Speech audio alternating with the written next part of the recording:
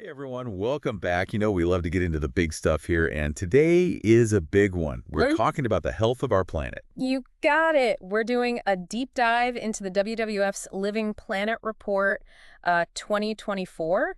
Your questions, our deep dive. I'm glad we're diving in because this report, Yeah, it's a lot, to be honest. it is. When I first saw it, one number just jumped out at me like a giant flashing red siren. 73% decline in monitored wildlife populations since 1970. Wow. Since 1970.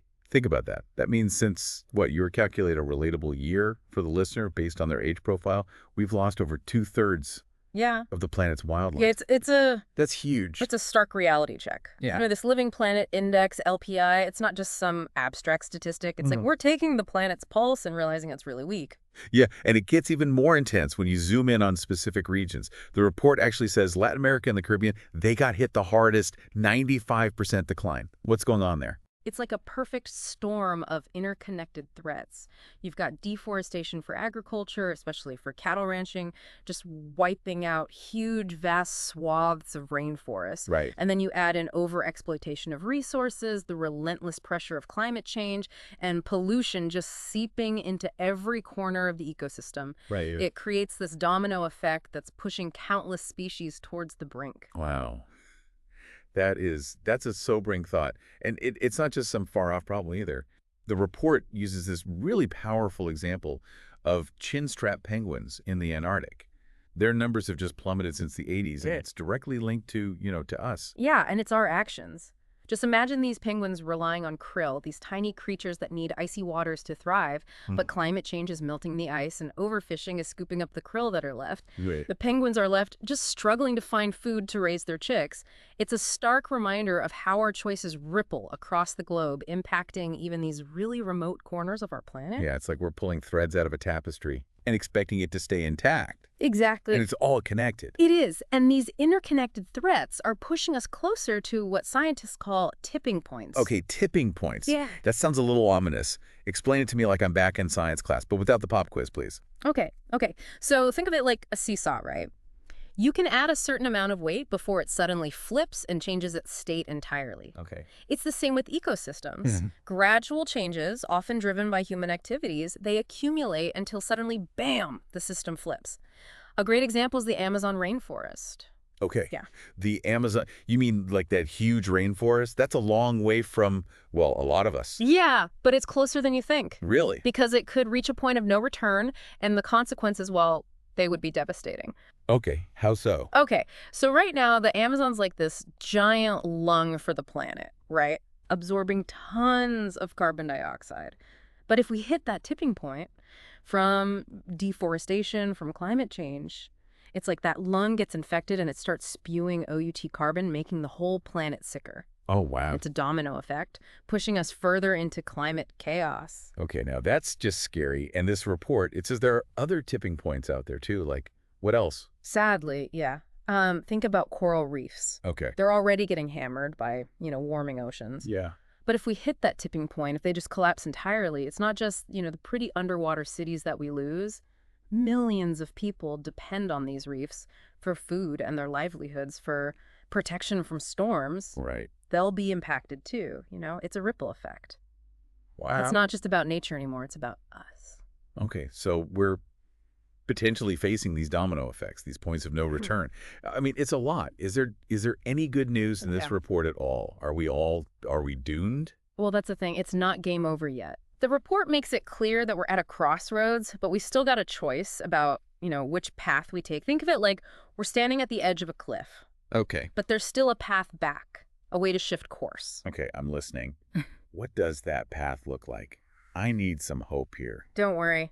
The report, it highlights some, really crucial global agreements, like the Kunming-Montreal Global Biodiversity Framework, the Paris Climate Agreement, and the Sustainable Development Goals. Yeah, but those are just words on paper, unless we actually DO something. Right. What kind of action are we talking about here? Where do we even begin to turn things around? It's going to take a monumental shift Right. across the board. Conservation has to be like a top priority. Right. We're talking dramatically expanding protected areas, making sure that they're connected, and, recognizing that indigenous communities, they play such a vital role as stewards of their lands. This is about protecting more land and like doing it in a way that actually respects the rights and the knowledge of local communities. Yeah. Right. That makes sense. Yeah. But what about our everyday lives? What can we change, right now? That's such a good question. Our food systems, for example, Okay. they need a major, major overhaul. In fact, the report calls for a food system revolution. Food system revolution. Yeah, which I kind of love. Okay. I like it. It's about shifting to more sustainable farming practices, like regenerative agriculture, which is amazing. Regenerative agriculture. Okay. It sounds promising, but tell me a little Yeah. more about it. What makes it so amazing? So it's about, working with nature instead of against it. Like, Right. imagine farms that actually help the environment instead of harming it, Yeah. building healthy soil, drawing down carbon from the atmosphere, increasing biodiversity. Wow. It's a win-win That's great. for farmers and for the planet. So instead of like that industrial factory farm model, it's like a more holistic, Yeah. nature-based approach. Yeah, exactly. And it's not just about how we farm, but also what we eat. Like reducing food waste, that's huge. Yeah. Did you know that globally we waste like a third of all the food we produce? Oh, wow. Yeah, that's a lot. Think about the resources, the Yeah. emissions. If we just tackled that, amazing, right? Okay. Yeah, that's a really good point. Less food waste, smarter farming practices. Yeah. What else is on this like food system revolution menu? Well, we got to rethink our diets too. Yeah. Shifting towards more, plant-based options, even a little bit, it can make a huge impact. Okay, that makes sense. So we've got conservation, we've got this whole food system like, transformation. Yeah. Anything else? Anything else we need to tackle to get us back from, the edge of that cliff? Oh, absolutely. We cannot forget about energy. Right. The report makes it so clear. A rapid transition to renewable energy, it's non-negotiable. Yeah. And not just any transition, it has to be done right. What do you mean? We got to minimize the impact on nature. Right, because just like slapping a bunch of solar panels or wind turbines without thinking about, what's going on in that ecosystem, that could create a whole bunch of other problems too, right? Absolutely. We have to be smart about it. The report actually highlights Costa Rica. They're all in on wind, solar, geothermal. Yeah. But they're hitting pause on these hydropower projects because, they could really harm the rivers and ecosystems. Yeah. It's about finding those win-win solutions so we can, power our world cleanly but not trash the planet while we're doing right. Okay, so we have a plan. Protect nature, fix the food system, green the energy grid. Sounds good, Yeah. sounds good on paper, but let's be real, this kind of change takes money. Who's paying for all this? Right. That's the trillion-dollar question, really, because the report, it doesn't shy away from the cost. We need a complete financial overhaul. We're basically just like pouring money into stuff that harms nature, fossil fuel subsidies, unsustainable agriculture, while completely starving the solutions that could, actually turn things around. Yeah. So it's like we're giving, like, I don't know, a giant corporation a bonus for polluting a river, but we're ignoring the small business that's actually trying to clean it up. Yeah, exactly. It's completely backwards, and it has to change. The report talks about some interesting ideas, debt for nature swaps, for example. Okay, what's that? So imagine a developing country, they get some much needed debt relief, right? But in exchange for investing in conservation, Oh, okay. it's a win-win Yeah. for everyone. That does sound promising. Yeah. So there are ways to make this happen, but it's going to take like a real global effort, like a real shift in mindset. You got it. We have to recognize that, that investing in nature, it's not charity, right?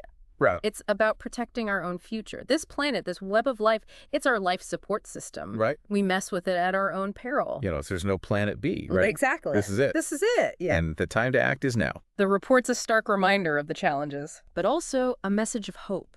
Great. It's not too late to choose a different path, to create a future where, both people and nature thrive. That is what I am taking away from this deep dive. It's not about despair.